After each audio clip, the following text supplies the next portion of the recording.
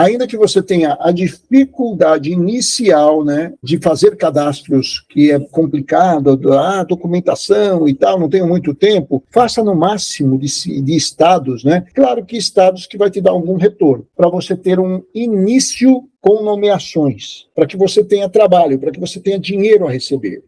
No momento que você for se estabelecendo, você vai entendendo quais estados você pode ir diminuindo as cidades e ficando com aqueles estados que você mais interessa ser nomeado, mais interessa trabalhar. Foi assim que eu fiz no início. Eu fui enxugando, ao ponto de ficar com 2 estados que eu atuo e acabou. Passei a fazer dessa maneira porque para mim interessou. Tem outras pessoas que falam, não, eu vou continuar no gás aqui, e continua no gás, trabalhando em todos os estados. Mas a rotina sua de prospecção, de relacionamento e engajamento, você tem que ser criativo e entender de que maneira você pode marcar presença, né, na frente de um juiz. E nós estamos falando aqui de um momento para você chamar uma nomeação. Depois eu vou falar do momento que você já foi nomeado, como que você pode ficar aparecendo para um juiz o tempo todo, demonstrando presença para ele o tempo todo. Mas, nesse momento inicial, procure mandar e-mails. Por exemplo, você foi nomeado, você está querendo ser nomeado em Minas Gerais, e você já foi nomeado, vamos dizer, em São Paulo.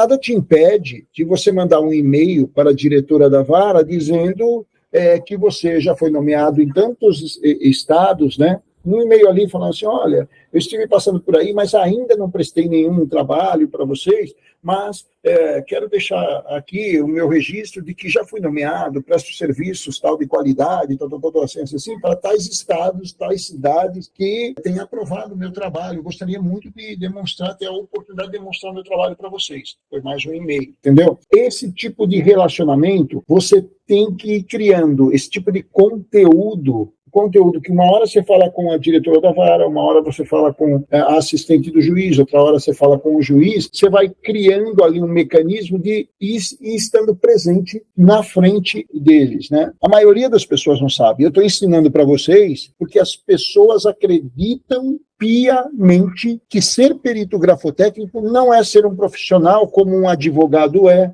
Ele não acredita que isso é uma profissão, ele acredita que ele tem que ficar dependente do juiz, refém de um juiz, das nomeações de um juiz. Quando você faz isso, você está num lugar comum. E ainda não estou falando do extrajudicial, porque o extrajudicial quebra tudo isso aqui. Eu só estou falando do judicial, porque a perícia judicial é o que trouxe vocês para dentro da profissão. Mas, num determinado momento da minha vida, quando eu entrei na perícia grafotécnica, imediatamente eu tive que fazer uma leitura e entender o seguinte, falar, cara, se eu ficar na dependência, o negócio nunca está na minha mão. Esse controle nunca está na minha mão. E aí eu entrei para a segunda questão. Como é que eu faço para forçar a barra e ter mais nomeações? Como é que eu faço isso? Foi quando eu criei para vocês e demonstrei o quê? Que vocês podem cadastrar um cônjuge ou um filho maior de idade que tenha já o ensino médio.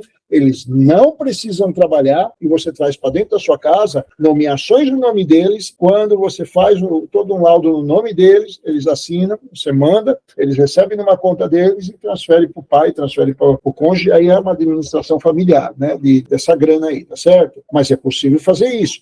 Então você pode, dentro do seu lar mesmo, duplicar ou triplicar ou quadruplicar essas nomeações. Depende do número de filhos que você tem, de parente, de pai, mãe, vivo, enfim, né? Que é possível fazer isso. Há que se considerar isso e sabendo o seguinte, esses perfis que você cadastra não vai deixar eles também parados. Eu cadastrei, deixa parado lá na sorte. Não. Uma vez que você criou 4, 2 perfis, 3 perfis, trabalhar tudo que você trabalha num, trabalha nos 3, para que esses 3 estejam de forma potencial à espera de nomeações ali, tá bom? Então, eu queria trazer aqui no contexto dessa conversa, né, exatamente o porquê que a gente não recebe nomeações ou o porquê que a gente recebe nomeações. Não adianta se cadastrar e ficar à espera da sorte, tá bom? E daqui a pouco eu vou falar para vocês como que você vai poder alimentar sempre para o juiz que você está presente ali. Alguém quer fazer algum comentário a respeito do que eu coloquei aqui? Traz para a gente aí. Olá, professor, posso falar? Pode, claro. Professor, Professor, eu queria perguntar uma coisa.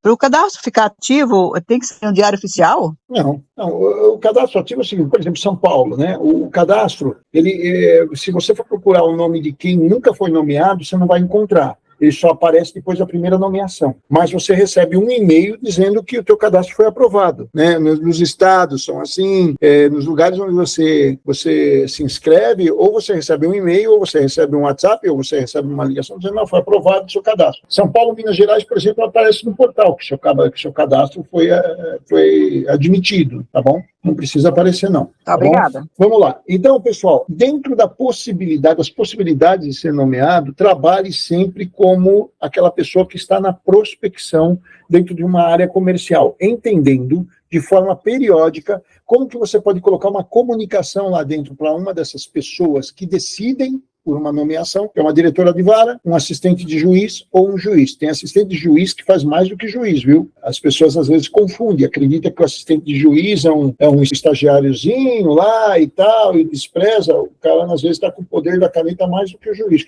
já delegou tudo para ele. Faz aí, faz a nomeação, faz tudo isso aí, toca aí. Então, trate muito bem essas pessoas e não esqueça delas nas suas prospecções, no seu engajamento aí. Mas crie uma rotina, principalmente no início, você tem que estar presente com e-mails diferenciados, tá bom? Levando que você já foi nomeado em algum lugar, que você já prestou serviço de assistência técnica em algum lugar, que você faz os seus laudos, sempre traz explicações de cada uma das análises que você faz, você traz não só a explicação em texto da imagem que você gerou, com as marcações, como você traz também ali uma explicação em texto e fundamenta aquilo com parte de obras para facilitar o entendimento e compreensão das partes, para que o deslinde processual ganhe celeridade, entendeu? Todo mundo entende o que eu estou falando aí? Dá para entender isso? A gente estar aí presente até você ser nomeado, e depois começa o relacionamento. Fui nomeado, agora eu quero falar de quem foi nomeado, como é que você marca a presença, né?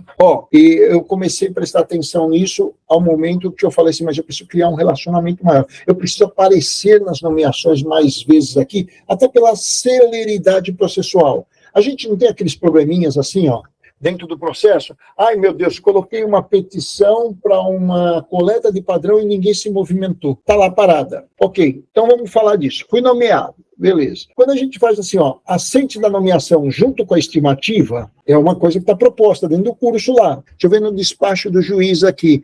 Tem o e-mail da vara. Ok, tem o e-mail da vara. Você copia aquele e-mail da vara, cria um banco de dados daquele e-mail daquela vara que você foi nomeado, põe ele no banquinho de dados lá, vai lá, pega ele, coloca num e-mail e coloca assim, prezados, bom dia. Eu, perito grafotécnico Márcio Paz Leonardi, é isso, venho através deste e-mail comunicar que acabo de peticionar o meu aceite nos autos do processo. Desejo a todos uma boa semana de trabalho.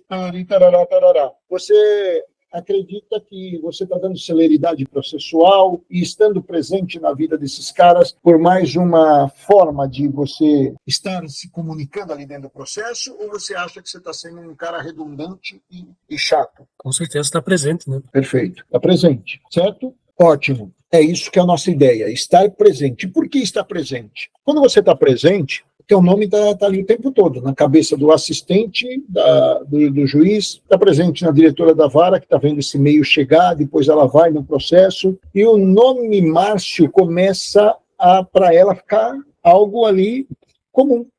Né? É do dia a dia. Quem é o perito? É o Márcio. Ele já mandou um e-mail aqui que ele peticionou.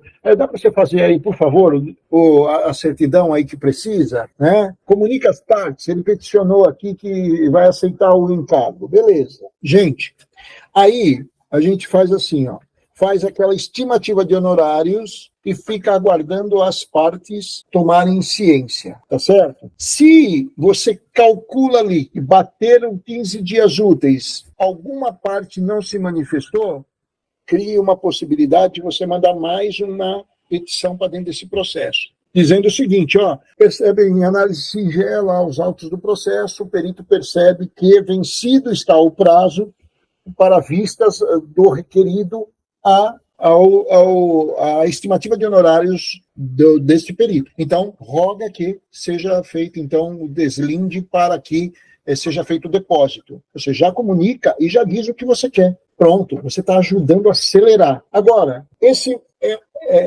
essa petição, ela pode ser acompanhada de um e-mail? Acho que pode e até deve, né? Boa, Márcio. Pode e deve. Por quê? Porque você está se mostrando um cara atento aos autos do processo, que acompanha o processo e que ainda ajuda o cartório. Ajuda o cartório. Mande um e-mail. Vai ter aquele cartório que vai dizer assim, não precisa. Nós estamos atentos aqui? Vai. Mas você trata isso como se fosse uma rotina do teu escritório de perícia e que você não se permite arrancar isso da sua rotina, assim como eles não se permitem arrancar o trabalho deles. É um trabalho seu de acompanhamento. Se ela quer, ela despreza lá, problema dela, mas você vai fazer. E por que pode não querer uma ajuda como essa de você falar assim, pesado, eu acabei de peticionar e as partes, tal, vídeo aqui, folha tal dos autos, né? Agradeço, tem uma...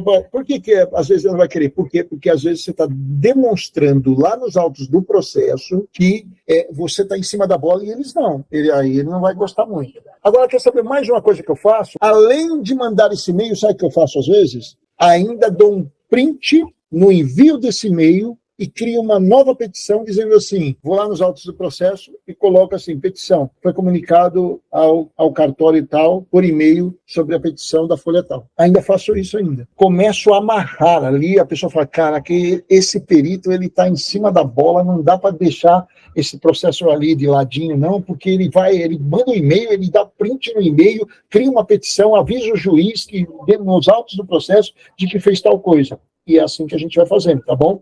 Você vai marcando presença. Agora, pessoal, vamos lá. Eu quero falar uma coisa aqui para vocês, que vocês vão entender como funcionam as coisas no marketing. Dentro do marketing, quem é visto é lembrado, quem não é visto não é lembrado. Quem já ouviu falar sobre isso? Quem já ouviu falar sobre isso? Eu já. Ouviu, né? Então tá ótimo. Quando você tá passando na rua assim, você olha um muro, tá lá, drogaria, não sei do que, aqui na rua, na Avenida Brasil. Opa, o cara tá presente ali. Aí, vamos dizer que você tá passando dentro de um ônibus urbano, você tá dentro do ônibus aí urbano. Aí você olha para trás do motorista, tem lá a plaquinha que fica nas costas do motorista, ali tem um cartaz, dizendo drogaria, não sei das quantas, promoção. Aí você vira pro lado, né? Você vira pro outro lado, lá você vê um outdoor. Quem é visto é lembrado, perfeito? Mas em cada uma dessas comunicações, o cara colocou um dos medicamentos, no outro ele colocou perfumaria, no outro ele colocou alguma coisa para o bebê, ele comunicou que ele faz algumas coisas diferentes, ele tem produtos diferentes,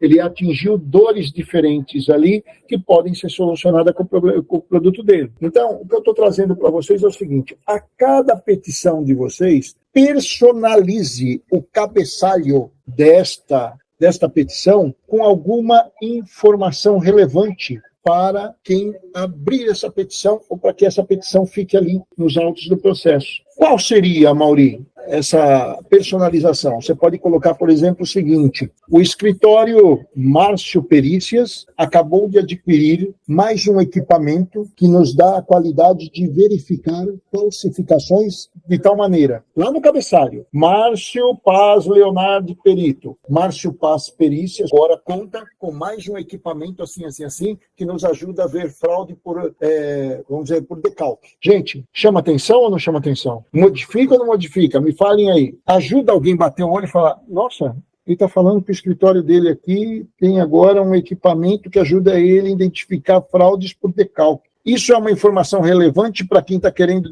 desvendar fraudes ou não? Sim. Então, ok, numa outra petição, você vai lá nesse mesmo cabeçalho ou no rodapé, onde você encerra, melhor é sempre o cabeçalho, né? Você vai colocar lá dizendo o seguinte, essa semana o escritório, estamos comemorando o 20º laudo entregue dentro desse mês. Faz alguma diferença, gente? Com certeza. 20º no mês. Perfeito? Ou seja, 5º no mês? Ou seja, é uma informação, né? Fazendo o seguinte, para quem estiver abrindo aquela petição, dizendo o seguinte, caramba, cara aí atua, hein? E quando você coloca lá, nesse muralzinho que você criou no cabeçalho da sua petição, você diz assim, atuando como assistente técnico, nós ajudamos o perito do juiz em tantos processos esse ano. O perito do juiz em tantos processos. Ou ajudamos as partes envolvidas no processo. É uma informação relevante? É uma informação relevante. Você está fazendo propaganda? Não, você está informando. Você está informando. Quem quiser pegar a informação, pega. Quem quiser usar essa informação, vai usar a seu favor. Pode ser que uma das partes que está vendo lá dentro do processo fale assim, pô, eles trabalham também como assistente técnico. Concorda, gente? Está sendo bom? Essas dicas aqui estão sendo boas para vocês? Muito boas, professor. As dicas estão sendo ótimas, professor. Foi uma lição, foi uma injeção de ânimo para mim. Tá? A partir de segunda-feira eu vou tomar outras providências. Obrigada, tá? Imagina. Então, o que eu estou trazendo para vocês, gente, é aquele negócio assim, como é que o Amaury conseguiu se tornar tão nomeado e foi tão contratado para ser assistente técnico de escritório de advocacia? Entendam o teu negócio como um negócio e não como algo que você atua como um autônomo. O autônomo, ele não tem a responsabilidade de metodologia, de horas, de cumprir metas. E aí, o lugar que você quer chegar, fica difícil de você chegar. O que eu quero trazer para vocês é exatamente o compromisso da meta, né? Eu vou convidar vocês a fazerem um exercício, que é um exercício que você deve fazer para você entender que lugar que você está hoje na perícia e aonde você quer chegar, ok? Sempre que a gente for querer fazer algo diferente, nós temos que sentir dor. Eu vou dizer para vocês aqui. Como funciona isso? Quem é que lembra um determinado momento da vida que você precisou sair de um ponto A para chegar num ponto B profissionalmente e que isso te tiraria da zona de conforto? Pode dizer aí quem passou por essa situação, que tinha um ponto A, tinha um ponto B, que era um desejo um ponto B, e que para sair do ponto A para o ponto B, você teria que sair de uma zona de conforto. Quem é que viveu isso? Eu.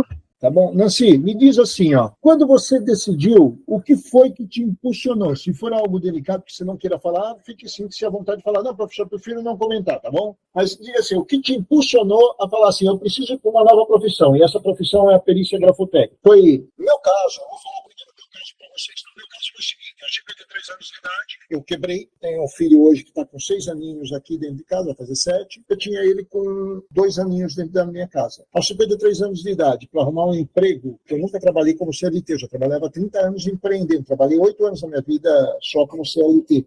Então eu já empreendia muitos anos em outras empresas que eu tive e tal, em outros negócios, eu havia quebrado. Então, para voltar para o mercado, aos 53 anos de idade, a primeira coisa que me falavam era da minha idade. Segundo, me falavam sobre a minha capacitação. É muita capacitação, vou ter que pagar salário alto, se eu pagar salário baixo, você vai, com 1 mês, 2 meses, você vai se desmotivar, e eu precisando botar comida de casa, pagar dívida e uma série de coisas. Então, eu tive que sair da zona de conforto e falar assim, eu preciso aprender uma nova profissão. A minha área, quebrei. Não dá para voltar para lá, eu preciso aprender uma nova profissão. E aí eu entendi que eu tinha período aí de um desconforto total. Eu ia sair da zona do meu conforto, que era conhecer a minha área, saber tudo que eu fazia naquela área, saber...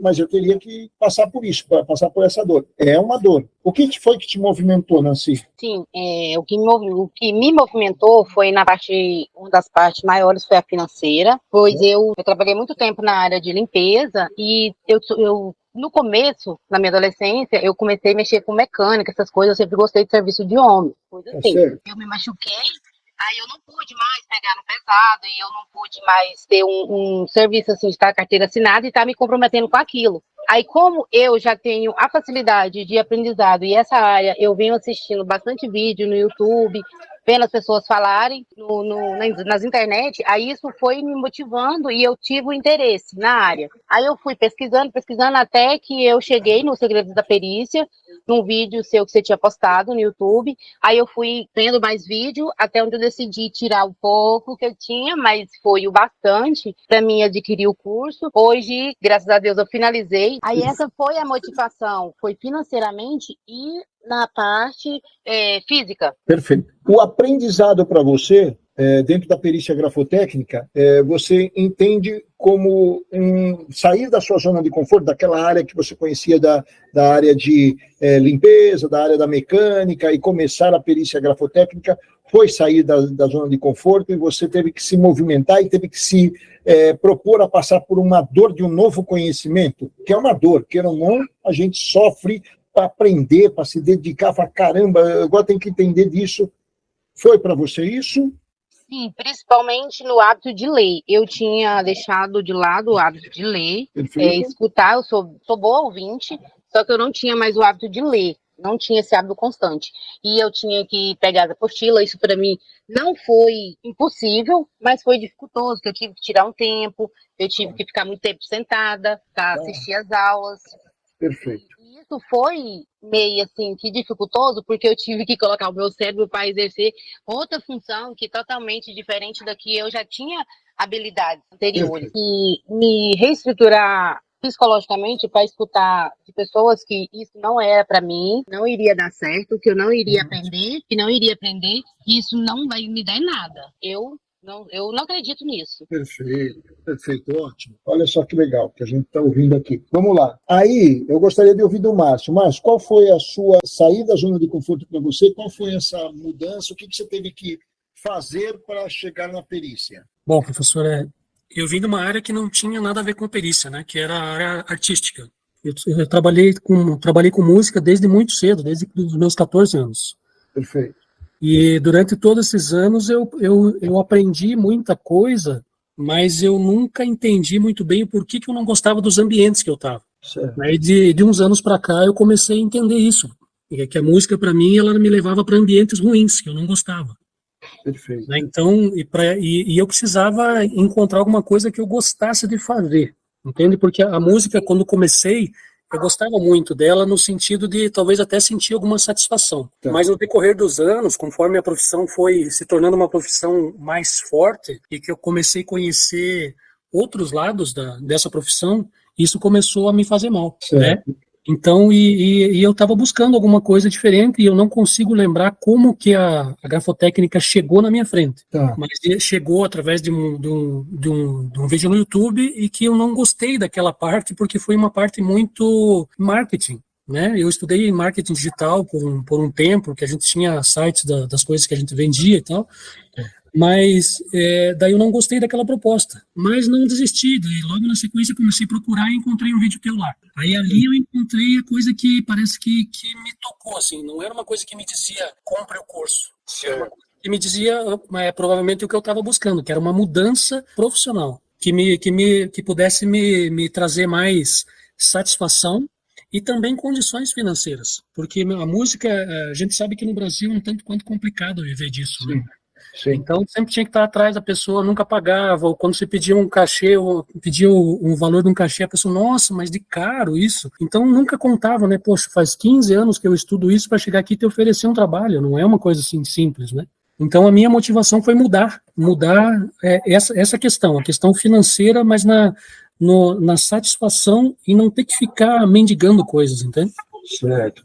Márcio, mas você tinha ali um conforto, o conforto de já conhecer toda uma estrutura de como você chegava no seu cliente, como que você propunha ali umas horas da sua arte, de tocar, e aí você sabia exatamente precificar isso. Pode ser que não pagavam, e eu sei que não pagam, porque eu também toco violino, né, sou músico nisso também, e aí você, dessa estrutura toda que você conhecia, desse ambiente que você conhecia, você teve que sair e ir para um outro ambiente, perícia grafotécnica.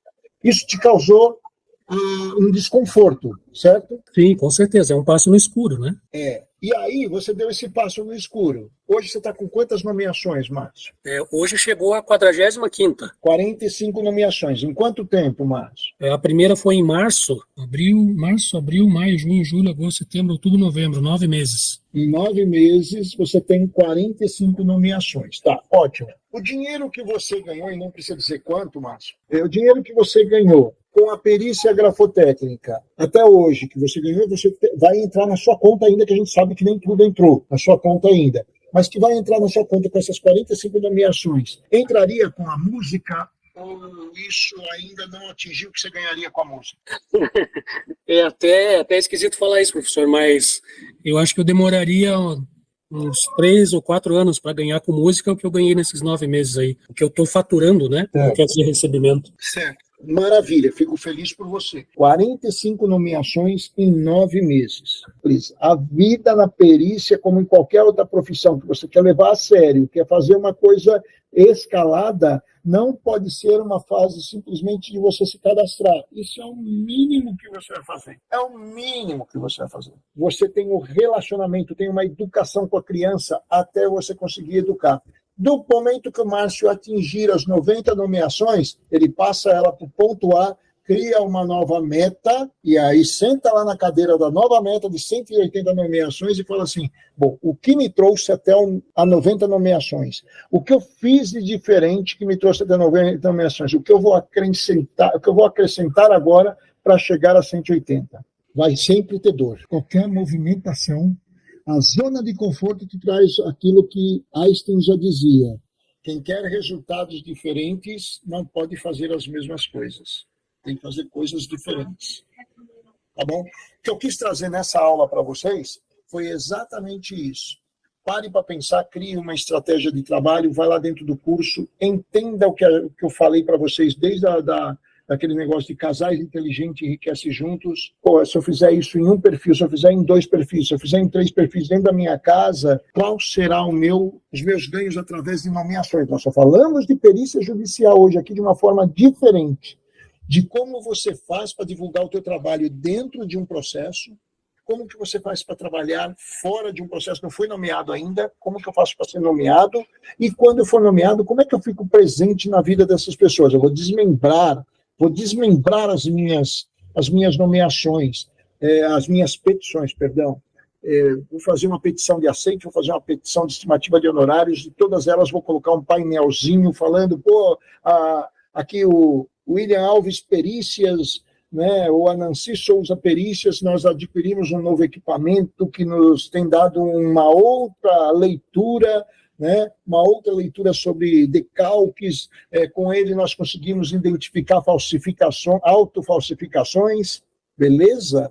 Então, você cria um painelzinho e vai botando lá, cada petição aquele painelzinho muda, os caras falam, caramba, o cara fala uma coisa totalmente diferenciada, isso vai acontecer. E aí você começa a ser lembrado, e quando você começa a ser lembrado, visto e lembrado, você é nomeado. Preste atenção, 9 meses, 45 nomeações, o que ele ganhava como músico, ele teria que trabalhar de 2 a 3 anos para conseguir o que ele conseguiu em 9 meses. Quando a gente ouve um depoimento como esse, o que eu posso aqui imaginar sobre vale a pena como profissão? Ainda que você fale assim, ó, eu quero ter a perícia como um plano B na minha vida. Será que vale a pena ter um plano B desse? Claro que vale. Eu estou dizendo para vocês que eu vivo de perícia. Eu vivo de perícia. A Isabelle Feitosa foi o meu melhor investimento. Eu vivo de perícia, minha esposa é perita, a gente vive de perícia. Mas a gente entende que perícia é o nosso negócio. Não é o quebra-galho. Eu não estou aqui para entrar na perícia e amanhã sair bem, porque a perícia ela vai continuar. Se eu sair, vai continuar acontecendo. E eu quero cada vez mais acontecer. Gente, eu quero agradecer a presença de todos. A aula de hoje a gente encerra por aqui, então. Ficamos para a próxima aula, as perguntas a respeito de nomeações, assistência técnica, tá bom? E no dia a dia eu vou respondendo para vocês lá dentro do grupo do Telegram. Uma boa noite para todos aí.